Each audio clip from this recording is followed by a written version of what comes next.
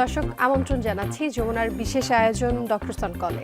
আপনাদের স্বাস্থ্য বিষয়ক নানান প্রশ্ন আর সেসবের তাৎক্ষণিক সমাধান নিয়ে আমাদের এই বিশেষ আয়োজন। আপনাদের সাথে পুরো আয়োজন জুড়ে সাথে থাকবো আমি ডাক্তার সিদ্রা ইকবাল। দর্শক, আমাদের এই আয়োজনে থাকছেন দেশ বরেণ্য আর আধুনিক চিকিৎসা বিজ্ঞানে দক্ষ চিকিৎসকরা। আজ আমাদের আলোচনার বিষয় ডেঙ্গু জ্বর পরবর্তী শারীরিক সমস্যা, এবং এই বিষয়ে আলোচনার জন্য আজ আমাদের সাথে অতিথি হিসেবে আছেন জেনারেল ফিজিশিয়ান ডাক্তার মহিনুদ্দিন কাউসার। আমাদের বিশেষজ্ঞ চিকিৎসকের পরামর্শ পাওয়ার জন্য আপনারা ফোন করতে পারেন 982405 নম্বরে। আপনাকে স্বাগত জানাচ্ছি ডক্টর সন কলে। Thank you. আজ আমরা কথা বলবো ডেঙ্গু জ্বর এবং তার পরবর্তী যে শারীরিক সমস্যা তা নিয়ে। সাধারণত ডিসেম্বর মাসটাতে এসে ডেঙ্গু যে প্রকোপটা সেটা কিছুটা কম হওয়ার কথা ছিল, কিন্তু হাসপাতালের রোগীর সংখ্যা আসলে সেই বার্তাটা আমাদের দিচ্ছে না। দিন দিন ডিসেম্বর হোক বা জানুয়ারির দিকে হোক না কেন, ডেঙ্গুর যে প্রকোপটা সেটা কিন্তু এখনও বহাল রয়েছে। তো আমরা একটু জানতে চাই যে ডেঙ্গু মশাটা আসলে যখন কামড়ায়, বা আমরা জানি এডিস মশা থেকে পরবর্তীতে ডেঙ্গুর যে ভাইরাসটা সেটা বহন করে থাকে, তো ডেঙ্গু মশাটা কামড়ানোর কতদিন পর থেকে একজন রোগীর সেই উপসর্গগুলো দেখা শুরু করে? অ্যারাউন্ড 15 ডেজ, এবং 15 ডেজের মধ্যেই জ্বরটা শুরু হয়। জ্বর দিয়ে ইউজুয়ালি শুরু হয় এবং আরও আদার লক্ষণ আছে। আপনার কাছ থেকে একটু উপসর্গগুলো তাহলে জেনে নিতে চাই। অ্যারাউন্ড 15 ডেজ অর্থাৎ 3 থেকে 15 দিনের মধ্যে মোটামুটি আমরা একটা ধারণা করতে পারি। তো সেই উপসর্গগুলো আসলে কি কি হতে পারে? ওকে, জ্বর হতে পারে, মাথা ব্যথা হতে পারে, জেনারেল বডি পেন বা জয়েন্ট পেন হতে পারে, মাসেল পেন হতে পারে, ছোপ ছোপ রক্তের দাগ মতো থাকবে শরীরে, সেটা র্যাশ বলে, যেটা মানে চেনার জন্য অনেক ধরনের র্যাশই তো হয় আমাদের। তো সেটা চামড়ার সাথে সমতল হতে পারে, একটু উঁচুও হতে পারে। এছাড়া বমি বা বমি বমি ভাব থাকতে পারে, মাথা ঘোরাতে পারে, এবং তারপরে প্লাটিলেট যখন কমতে শুরু করে তখন রক্তপাত হওয়ার সম্ভাবনা তৈরি হয়। যেমন দাঁত দিয়ে ব্রাশ করার সময় রক্ত আসতে পারে, নাক দিয়ে রক্ত আসতে পারে, মানে পায়খানা রক্ত আসার জন্য কালো হয়ে যেতে পারে। আচ্ছা, তো এইগুলো হচ্ছে সাধারণ উপসর্গগুলো আমরা ধরে নিতে পারি। তো একটু প্ল্যাটিলেট নিয়ে কথা বলতে চাই। প্ল্যাটিলেট নিয়ে কিন্তু অনেক ধরনের ধারণা রয়েছে আমাদের মাঝে। বিশেষ করে প্ল্যাটিলেট নিয়ে একটা আতঙ্কও কাজ করে বলতে পারি সাধারণ মানুষের মাঝে, যে আসলে প্ল্যাটিলেট কমা শুরু করছে, কতটুকু গেলে রক্ত দিতে হতে পারে, বা রোগীরা হয়তো অনেক সময় নিজে থেকেই বলে যে আসলে প্ল্যাটিলেট কাউন্টটা এতখানি কমে গিয়েছে, ব্লাড বা প্ল্যাটিলেট দেওয়া যায় কিনা। তো আসলে প্ল্যাটিলেটের ক্ষেত্রে আমরা কখন হচ্ছে কতটুকু পয়েন্টে আসলে বা মাত্রাটা কতটুকু হলে একজন রোগীর রক্তের প্রয়োজন হতে পারে? ওকে, আমাদের ইউজুয়াল প্লাটিলেটের মাত্রা হচ্ছে 3.5 থেকে 4.5 লাখ। তো এটা কমে কমে যদি 1 লাখের মতো চলে আসে, তখন পর্যন্ত আমরা রেগুলার চেক আপের উপরে রাখি, এবং তখন পর্যন্ত আমাদের কোনো মেজার না নিলেও হয়, যদি পেশেন্টের কোনো সিমটম অতিরিক্ত খারাপ না হয় বা প্রেশার অনেক কমে না যায়। আর তার উপরে যদি আমরা 50 পর্যন্ত অবজারভেশনে 50 পর্যন্ত রাখতে পারি, যে হোম ট্রিটমেন্টও চলতে পারে। কিন্তু যদি 50,000-এর কম চলে আসে, অথবা 50,000-এ থাকলো কিন্তু রক্তপাতের আদার সাইনগুলা দেখা গেল, এবং রক্ত শূন্যতাও তৈরি হইল, যেটা আমরা কি বলে platelet count. Actually platelet count কমে যাওয়ার মানে হচ্ছে, প্লাটলেট হচ্ছে আমাদের রক্তে আঠার মতো কাজ করে। ধরেন কোথাও রক্তপাত হওয়ার মতো স্পেস আছে, ধরেন দাঁতের গোড়ায় স্পেস আছে, ফাঁকা আছে, তো কিন্তু রক্তপাতটা হয় না কেন? কারণ ওইখানে ওই প্লাটলেটটা আঠার মতো একটা তৈরি করে জমাট করে রাখে। সো এটা কমে যাওয়া মানে হচ্ছে রক্তটা মোর লিকুইফাইড হয়ে যায়, মোর তরল হয়ে যায়, এবং ইজিলি বের হইতে পারে। সো এটার আশঙ্কারই কারণ। তবে আমরা 50,000 পর্যন্ত আসা পর্যন্ত বাসায় ট্রিটমেন্ট নিতে পারি। তবে রোগীর রেগুলার প্রেশার চেক করতে হবে। জ্বর তো 104-5 ডিগ্রি পর্যন্ত হতে পারে, তো সেটারও হোম রেমেডিজ বলতে নাপা সেটা কন্টিনিউ থাকবে, কিন্তু প্রতিদিন আমাদেরকে প্লাটলেটটা চেক করতে হবে আনটিল এটা ইমপ্রুভমেন্টের দিকে যাওয়ার আগ পর্যন্ত। আচ্ছা, তো রক্তটা আসলে তাহলে কখন দেওয়া লাগতে পারে? রক্তটা হচ্ছে যখন রক্ত এত পরিমাণ বের হচ্ছে যে আমার রক্ত শূন্যতা তৈরি হয়ে যাচ্ছে, এবং শকে যাওয়ার সিমটমগুলো হচ্ছে, মানে প্রেশার কমে যাচ্ছে, হার্ট তখন কাভার করার জন্য অতিরিক্ত পাম্প করছে, সো হার্টবিট বেড়ে যাচ্ছে।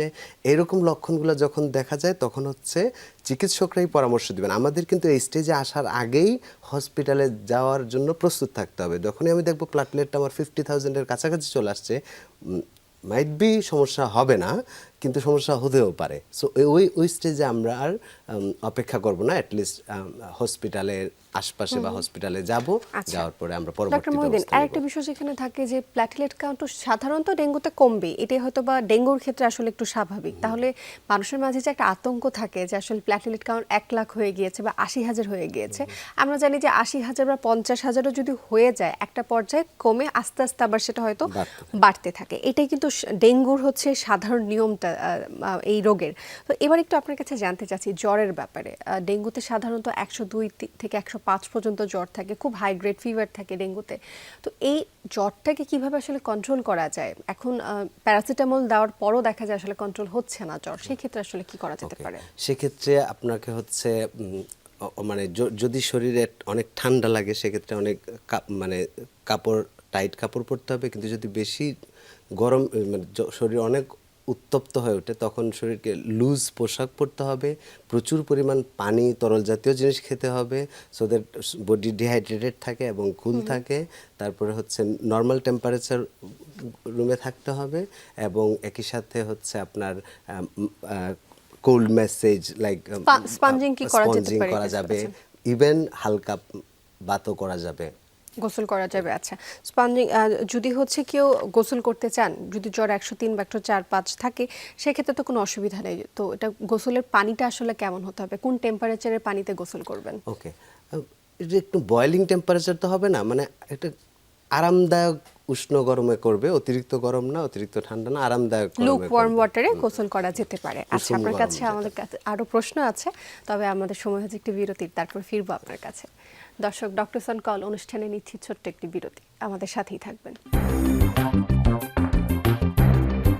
দর্শক, আবারও স্বাগত জানাচ্ছি ডক্টর সন কলে। আজ আমরা কথা বলছি ডেঙ্গু জ্বর এবং তার পরবর্তী শারীরিক সমস্যাগুলো নিয়ে। আমরা আজ আপনার কাছে প্রশ্ন করেছিলাম আসলে জ্বর নিয়ে, জ্বরের পানি, জ্বরে যদি কেউ গোসল করতে চান সেক্ষেত্রে আসলে কতটুকু, কোন টেম্পারেচারে পানিতে আসলে গোসল কুসুম করা গরম যাবে? এবং লুক ওয়ার্ম ওয়াটার যেটা বললেন, অথবা গামছা গরম পানিতে ভিজায় চিপড়ে গা গা মোছা, মোছাটা। যেটাকে আমরা স্পঞ্জিং আচ্ছা, বলি। তো আজ মূলত আমরা ডেঙ্গুর পরবর্তী যে শারীরিক সমস্যাগুলো হতে পারে আমরা সেটা একটু জানবো, বাট তার আগে আমি আপনার কাছে একটু জেনে নিতে চাই, ডেঙ্গুর একটা আসলে ফ্রাজাইল টাইম আছে বা বলতে পারে একটা ডেঞ্জার পিরিয়ড আছে। আপনার কাছে একটু জানতে চাই ডেঙ্গুর ডেঞ্জার সাইনগুলো কি কি এবং ডেঞ্জার পিরিয়ড বলতে আসলে আমরা কি বুঝি? ওকে, ডেঙ্গুর ফ্রেজাইল পিরিয়ডটা হয় হচ্ছে এই যে জ্বর কমার পরবর্তী কয়েকটা দিন। আচ্ছা, এটা খুবই, এই সময়টা আমরা প্লাটলেট চেক করব রেগুলার, এবং যে ওয়ার্নিং সাইনগুলো, ব্লিডিংয়ের ওয়ার্নিং সাইনগুলো খেয়াল করব। সেগুলো কি, যে মানে পায়খানা হোক বা মুখ দাঁতের পাশ দিয়ে হোক কিংবা নাক দিয়ে হোক, অন্য কোথাও দিয়ে হোক, স্কিনে হোক, ব্লিডিংয়ের সাইন, রক্তপাত দেখতে পাচ্ছি কিনা।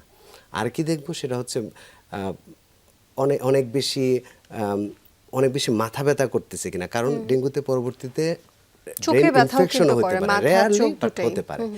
এবং চোখের পিছনে ব্যথা দেখতে হবে, ভেরি গুড। আর হচ্ছে আপনার প্রেশারটা চেক করতে হবে, কারণ পেশেন্ট শকে চলে যেতে পারে, সো রেগুলার প্রেশার চেক করতে হবে। একই সাথে প্লাটলেটটাও কন্টিনিউয়াস চেক করতে হবে। আমি একটু জানতে চাই, আমি প্রেশারটা সাপোজ চেক করছি, তো কতটুকু প্রেশারটাকে আমি আসলে ডেঞ্জার সাইন হিসেবে ধরবো? যে ডেঙ্গুর Okay. ক্ষেত্রে কতটুকু প্রেশারটাকে আসলে আমার ভাবতে হবে যে হাসপাতালে নেওয়ার মতো রোগী উনি, অথবা বাসায় রেখে চিকিৎসা করা যায় কিনা, সেই তফাৎটা আসলে কি করে বুঝবো? ওকে, সেটা হচ্ছে যে আপনার প্রেশার যদি কন্টিনিউয়াস, আপনার লেটস সে 120/90 পেশেন্টের ক্ষেত্রে সেটা চলে আসলো হচ্ছে সিস্টোলিক প্রেশারটা চলে আসলো 90-তে, এবং ডায়াস্টোলিকটা চলে আসলো 50-রও নিচে, এবং একই সাথে হার্টবিটটাও বাড়ছে, বুক ধুকপুকানিটাও বাড়তেছে। So we need to take action. আবার ডিহাইড্রেশনের সাইনও থাকতে পারে। ডিহাইড্রেশনের ক্ষেত্রে তো আসলে ডেঙ্গুর জ্বরের ক্ষেত্রে সবাই একটা কথা জানে যে লিকুইড আসলে খুব বেশি করে খেতে হবে, ডাবের পানি খেতে হবে, ইলেকট্রোলাইটসটা যাতে হচ্ছে ব্যালেন্স থাকে সেক্ষেত্রে খেয়াল রাখতে হবে। আপনার কাছে একটু জানতে চাই একজন জেনারেল ফিজিশিয়ান হিসেবে, যে ডেঙ্গু রোগের জন্য আসলে একটা ডায়েট চার্ট যদি দিতে চাই, সেই ডায়েট চার্টটা কি হতে পারে এবং হচ্ছে কতদিন পর্যন্ত সেই লিকুইডের যে ব্যাপারটা, যে লিকুইড খাবার প্রচুর খেতে হবে, ইলেকট্রোলাইটস জাতীয় খাবার খেতে হবে, সেটা আসলে কি কি হতে পারে তার খাদ্য তালিকায়? ওকে, ডেঙ্গু হওয়া এবং ডেঙ্গু হওয়ার পরবর্তী 15 দিন, এই পুরো সময়টা বিশ্রামে থাকা লাগতে পারে, মানে আচ্ছা। ডেঙ্গু ফিভারে ভোগা এবং তার পরবর্তী আরো 15 দিন। বিশ্রামের পাশাপাশি হচ্ছে খাবারগুলো এরকম হবে মোস্টলি লিকুইড, পানি, ডাবের পানি, ফলের শরবত, জুস, বিভিন্ন ধরনের শরবত, তারপরে খিচুড়ি, জাউ, স্যুপ, মানে যেটা ইজিলি যেগুলো ডাইজেস্ট easily হয়ে যেতে পারে। খাওয়া যায় এবং ইজিলি ডাইজেস্ট হয়, শরীরের প্রেশার কম পড়ে আচ্ছা, শরীরের উপরে। সেই খাবারগুলো খেতে হবে। খাবারের তালিকায় আমরা সাধারণত আমাদের দেশে একটা খাবার আমরা নিজে থেকে ডেঙ্গু পেশেন্টের ক্ষেত্রে যোগ করছি, সেটা হচ্ছে পেঁপে পাতার জুস। আপনি হয়তো শুনে থাকবেন কিনা যে অনেকেই বলে থাকেন যে পেঁপে পাতার জুস খেলে প্ল্যাটেলেট কাউন্ট আসলে বেড়ে যেতে পারে। এটা কতটুকু আসলে যুক্তিসঙ্গত? ডেফিনেটলি পেঁপে পাতা খেলে প্ল্যাটেলেট কাউন্ট বাড়তে পারে। পেঁপে খেলে ব্লাডে আমরা জানি আয়রন বাড়ে, ঠিক, বা রক্তশূন্যতা কমে। So these are helpful.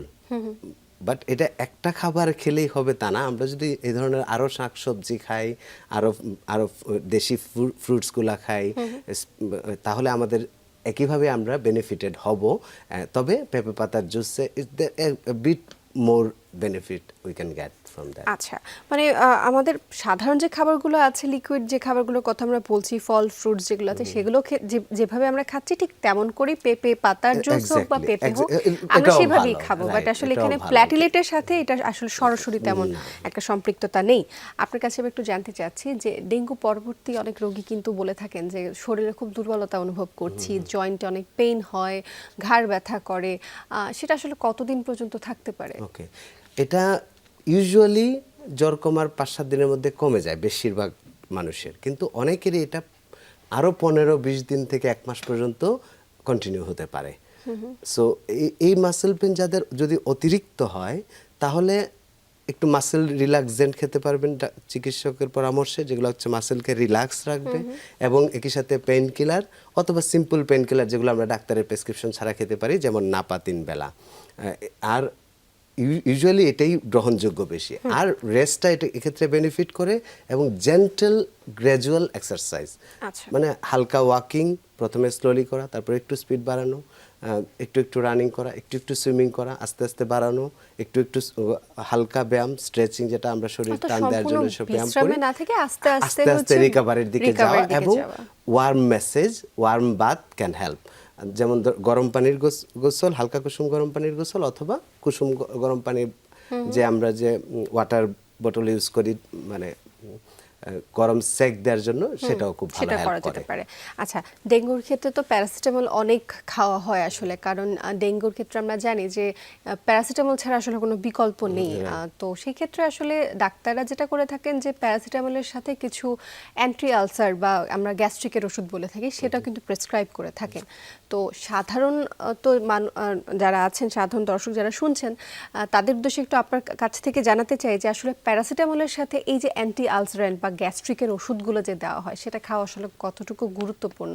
যেহেতু আমরা প্যারাসিটামল কন্টিনিউয়াস খেয়ে যাচ্ছি, আমরা জানি যে প্যারাসিটামলের সাথে অ্যান্টি আলসারেন্টটা যদি না খাওয়া হয় তাহলে আলসারেরও কিন্তু একটা সম্ভাবনা থাকে। এই ব্যাপারে একটু আপনার কাছে বিস্তারিত জানতে চাই। ওকে, অ্যাকচুয়ালি প্যারাসিটামলটা দিনে আমরা ইউজুয়ালি 3 বেলা খাই, কিন্তু এটা 4 বেলাও খাওয়া যায়, এবং একবারের জায়গায় 2 বারও খাওয়া যায়। আমি ধরেন 4 বেলায় 4টা না, প্রয়োজন বোধে 8টা পর্যন্ত খাওয়া যায়। আচ্ছা, মানে অ্যাকর্ডিং টু দ্য ফিভার 8টা পর্যন্ত খাওয়া যায়, এবং তারপরে হচ্ছে আমি বলবো হচ্ছে আমার প্যারাসিটামলে কাজ করেনি। তার আগে যদি বলি প্যারাসিটামলে কাজ করেনি, তারপরে আমি প্যারাসিটামলের প্রপার ডোজ কমপ্লিট করিনি। যে অর্থাৎ একসাথে কি 2টা করেও প্যারাসিটামল খাওয়া যাবে? আমি 3টা খাবো প্রথমে, সকাল, দুপুর, রাত, 8 আওয়ারলি, 8 ঘন্টা পর পর। কাজ হলো না, সো আমি 2টা করে খেতে পারি। ধরুন আমার তাড়াতাড়ি ব্যথাটা ফেরত আসতেছে, সো আমি 6 ঘন্টা পর পর খেতে পারি। মানে হচ্ছে দিন সর্বোচ্চ 8টা প্যারাসিটামল খাওয়া যায়, ঠিক আছে? কিন্তু এর সাথে অ্যান্টিআলসারেন্ট দরকার নেই। যদি কারো গ্যাসের সমস্যা থাকে, আলসারের সমস্যা থাকে, পেটে জ্বালা পোড়া থাকে, অথবা ভাজা পোড়া খান, সেক্ষেত্রে এই সমস্যাগুলো তৈরি হয়েই থাকে অলরেডি, সেক্ষেত্রে উনি সাথে খেতে পারেন। আবার এটা মনে রাখা জরুরি, ডেঙ্গু জ্বরের সময় junk food like burger, pizza বা সিঙ্গারা, সমোসা, যে কোনো কাইন্ড অফ ভাজা পোড়া খুবই ক্ষতিকর, খাওয়া একদমই ঠিক হবে না। আর এই গ্যাসের সমস্যা কমানোর ছাড়াও অন্য ওষুধ দরকার হতে পারে কোনো কোনো ক্ষেত্রে, অন্যান্য ভাইরালের ক্ষেত্রেও এই ডেঙ্গুর ক্ষেত্রেও বুঝতে পেরেছি। ডায়রিয়াও তাহলে হতে পারে। অর্থাৎ হচ্ছে প্যারাসিটামলটা নির্ভর করছে জ্বরের মাত্রার উপর, তাই তো? হ্যাঁ। আচ্ছা, আপনার কাছে আরো প্রশ্ন আছে। আমাদের এই মুহূর্তে আরেকটি বিরতির সময় হয়েছে, এরপর আবারও ফিরবো আপনার কাছে। দর্শক, ডক্টর সন কল অনুষ্ঠানে নিচ্ছি শেষ বিরতি, এরপর ফিরে আমাদের মূল আলোচনায় আবারও ফিরে আসবো, সাথেই থাকবেন। দর্শক, আবারও স্বাগত জানাচ্ছি ডক্টর সন কলে। আমরা কথা বলছি ডেঙ্গু জ্বর এবং তার পরবর্তী শারীরিক সমস্যাগুলো নিয়ে। আমরা কথা বলছিলাম আপনার সাথে প্যারাসিটামল নিয়ে, যে প্যারাসিটামল আসলে দিনে কতবার খাওয়া যেতে পারে। এবার সেই প্রসঙ্গ থেকে আরেকটা প্রশ্ন করতে চাই যে প্যারাসিটামল তেও যদি জ্বর না কমে, অনেক ক্ষেত্রে ডেঙ্গুতে তো হাই গ্রেড ফিভার হয়ে থাকে, 100, 2, 3, 4, 5 অনেক বেশি ফিভার হয়। তো সেই ক্ষেত্রে আসলে কি করণীয় থাকে? তখন আসলে কি করে জ্বরটা কমানো যায়? অ্যাকচুয়ালি আমরা যে কাজগুলোর কথা আগেও বলেছি, আমরা আলোচনা করেছি দুজনেই। স্পঞ্জিং করা যেতে পারে এবং প্রচুর পরিমাণে লিকুইড খাবার খাওয়ানো যেতে পারে। তারপর রেস্ট ডেফিনেটলি নিডেড এবং রুম টেম্পারেচারে থাকবে। এছাড়াও আমরা যেটা করতে পারি, যদি না পায়, কাজ না হয়, না পার ফুল, যদি এই আমি 8টা করে খাওয়ানোর পরেও, এই ডোজে ডাবল ডোজে খাওয়ানোর পরেও আমার কাজ হয়নি, সেক্ষেত্রে আমরা হচ্ছে পরবর্তীতে চিকিৎসকের সাথে কথা বলতে পারি যে আদার কোনো সমস্যা থাকলে আইভি কি সেগুলো দেওয়া নিয়ে কথা যেতে বলতে পারে? পারি। সরি, প্যারাসিটামলের যে আইভিটা ইনজেকশনের মাধ্যমে যে দেওয়া হ্যাঁ, হয়, সেটা কি দেওয়া ইনজেক্টেবল দেওয়া যেতে যেতে পারে? পারে। ইনজেক্টেবল তখন হসপিটালাইজড হলে, Hospitalized সেক্ষেত্রে হলে, হসপিটালাইজড হতে পারে। চিকিৎসকের কাছে গেলে হসপিটালাইজড হলে তখন হচ্ছে ইনজেক্টেবল দিতে পারে। আচ্ছা। তখন হচ্ছে আপনার আদার যদি জ্বর, অনেক সময় অনেক বেশি সময় জ্বর থাকলে তখন ডিহাইড্রেশন হওয়ার চান্স বেশি থাকে, তখন হয়তো ফ্লুইড দেওয়া লাগতে পারে। আচ্ছা, বাসায় যে এই যে ফ্লুইড দেওয়ার একটা নর্মাল স্যালাইন, আমরা অনেক সময় দেখা যায় যে আশেপাশের ফার্মেসি থেকে একজন হচ্ছে নার্স অর যে এইগুলো থাকে, নার্সদেরকে নিয়ে এসে বাসায় হচ্ছে আমরা স্যালাইনটা দেওয়ার চেষ্টা করে থাকি বা স্যালাইন দেই। সেটা আসলে কতটুকু নিরাপদ, বা আপনি এটাকে কতটুকু আসলে সাপোর্ট করেন যে বাসায় ডেঙ্গু রোগীদেরকে স্যালাইন দেওয়াটা কি ঠিক হবে? আমি মনে করি হচ্ছে যে কোনো ধরনের এরকম ইন্টারভেনশন কারো না কারো তত্ত্বাবধানে হওয়া উচিত, প্রথম কথা। আর ডেফিনেটলি আগে প্রেসক্রাইবড হওয়া উচিত যে আমি এই ইলেকট্রোলাইটটা নিব কিনা, এই ফ্লুইডটা নিব কিনা। কারণ আমরা তো অনেক সময় বুঝতে পারবো না, কোনো যে সময় ইলেকট্রোলাইট চেঞ্জের জন্য আমরা এটাও জানি, কিন্তু ফুসফুস বা আদার সমস্যার পাশাপাশি ডেঙ্গু অনেক সময় হার্টের জন্য প্রবলেমেটিক হতে পারে। সেক্ষেত্রে অবশ্যই আমরা ফ্লুইড দেওয়ার ক্ষেত্রে খুবই সতর্ক থাকবো, কারণ অনেক সময় আমরা ভুল ফ্লুইডও চুজ করতে পারি। সেক্ষেত্রে এটা আমাদের অবশ্যই হসপিটালের তত্ত্বাবধানে নেওয়া উচিত, অথবা at least after an advice from a practising doctor. ডেঙ্গুর আরেকটা ডেঞ্জার সাইন হচ্ছে কি প্লাজমা লিকেজ হওয়া, যতটুকু আমরা জানি। তো প্লাজমা লিকেজ যদি কারো হয়ে থাকে, তখন হয়তো তার যে নর্মাল বিপি আছে সেটা হচ্ছে কি একটু কমা শুরু করতে পারে, তো অনেক কমে যেতে পারে।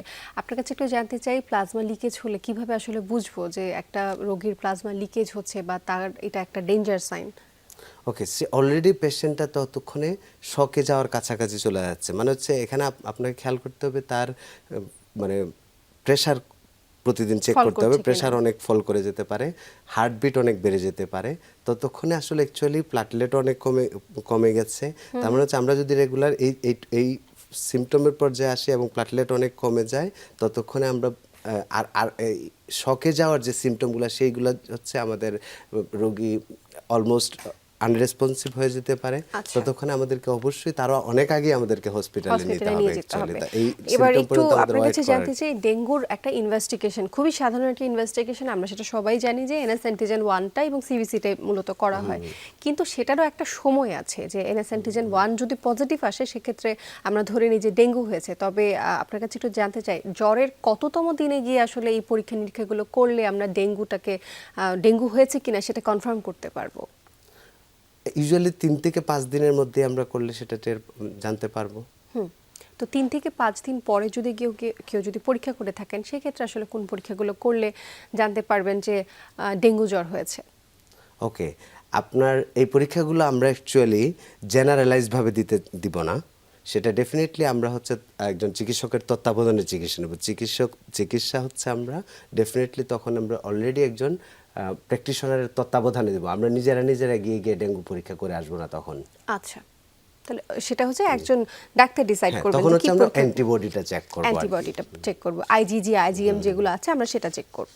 আচ্ছা, আমরা একেবারে অনুষ্ঠানের শেষ দিকে চলে আসছি। আমাদের দর্শকদের জন্য আপনার কোনো পরামর্শ থাকবে কিনা ডেঙ্গুর পরবর্তী শারীরিক সমস্যাগুলোকে কিভাবে আসলে তারা পার করতে পারেন সেই বিষয়ে ছোট্ট ছোট্ট করে একটা আপনার কাছ থেকে ধন্যবাদ। জানতে চাই। ডেঙ্গুর পরবর্তী সমস্যাগুলোর জন্য থাকলে ব্যথার ওষুধ খেতে হবে, অবশ্যই চিকিৎসকের পরামর্শ নিয়ে জেন্টাল এক্সারসাইজ করতে হবে, প্রচুর রেস্ট নিতে হবে অ্যাটলিস্ট 15 দিন পর্যন্ত, এবং একই সাথে প্রতিরোধের জন্য আমাদের আশেপাশে পরিষ্কার স্বচ্ছ পানি যদি থাকে কোথাও জমা অনেক দিন ধরে, সেটা ডাবের খোলস হতে পারে, বোতল হতে পারে, ফুলের টব হতে পারে, সেগুলোকে আমরা পরিষ্কার করে ফেলবো, ড্রাই রাখবো, এবং সামাজিকভাবেও আমরা আমাদের আশেপাশে সবার বা রাস্তায় আশেপাশের জায়গাগুলোকে চেক করব দলবদ্ধভাবে, যাতে আমরা এটা থেকে প্রিভেন্টেড থাকতে পারি। হলে আমাদেরকে এই কনসিকোয়েন্সগুলো ফেস করতে হবে যেগুলো আমরা খুব আলোচনা সুন্দর করেছি। করে আপনি আমাদেরকে জানালেন, অসংখ্য ধন্যবাদ জানাচ্ছি আপনাকে। ধন্যবাদ, ভালো থাকবেন। দর্শক, এই ছিল ডক্টর সান কলের আজকের আয়োজন। আমাদের সাথে থাকার জন্য অসংখ্য ধন্যবাদ আপনাদের।